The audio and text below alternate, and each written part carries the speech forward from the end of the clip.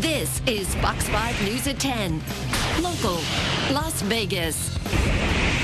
An AOL employee loses his job today, and it makes national news since it was all captured on a conference call with hundreds of other employees. AOL CEO Tim Armstrong could be heard at the beginning of a conference call dismissing the employee in a blunt fashion.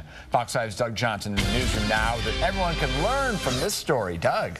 Well, John and Olivia, this very public firing was captured during that conference call on Friday, and it was a call between Patch employees, an online local news service which currently does not cover Southern Nevada. But this is a reminder of how quickly you could lose your job.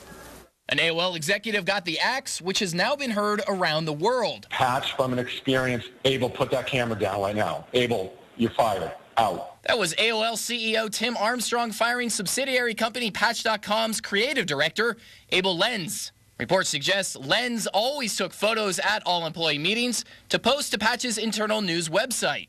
But Armstrong made the blunt dismissal while hundreds of other employees were listening to a conference call about potential layoffs in the works. It's happened to me back years ago, 30 years ago in St. Louis when a company just folded overnight. Steve Miller from A Better Way Resume says the incident at AOL should be a lesson for everyone to hope for the best and plan for the worst. The most important thing to convey to a future employer is what you accomplished at your previous employer. And on day one of being let go, Miller says one of the most important things you can do is not get too worked up. Well, it's not like there's something that you have to do.